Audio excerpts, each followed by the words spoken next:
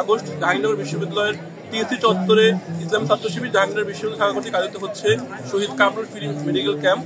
এই ক্যাম্পে প্রায় 5,000 শিক্ষার্থী, কর্মকর্তা কর্মচারী এবং শিক্ষকরা অংশগ্রহণ করছে এবং আমরা 9টা বিশেষজ্ঞ বিভাগে ডাক্তার রেখেছি। এখানে আমাদের 32 জন বিশেষজ্ঞ ডাক্তাররা চিকিৎসা সেবা দিচ্ছে। পাশাপাশি আমরা শিক্ষার্থীদের বিনামূল্যে ওষুধ সরবরাহ করছি।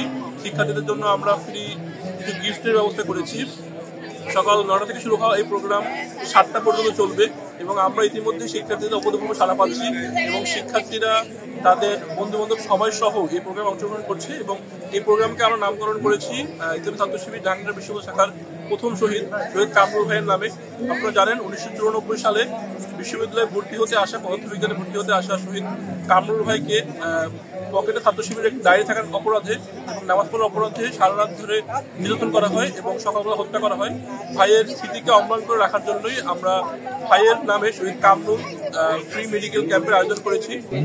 কর্তৃক যে প্রোগ্রামটি আয়োজন করেছে এটা খুবই প্রশংসনীয়মূলক একটি উদ্যোগ। কারণ দেখা যায় যে বিশ্ববিদ্যালয়ের অধিকাংশ শিক্ষার্থী অনেক নিম্ন মধ্যবিত্ত হয়ে থাকে, তার ফলে তারা অতিরিক্ত সময়ে কোনো উন্নত মানের চিকিৎসা সেবাটা পেয়ে থাকে না। দেখা যাচ্ছে তাদের অনেক সমস্যা, কিন্তু তারা ডাক্তারের কাছে যেতে পারতেছে না।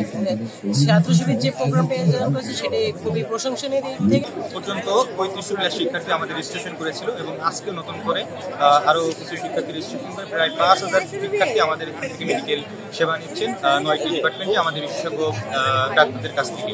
অনেক সময় শিক্ষার্থীরা অর্থনৈতিক সমস্যা বা সময় স্বল্পতার কারণে ডাক্তার দেখাতে পারে না, তো শিবির এই জায়গায় আয়োজনটা করেছে।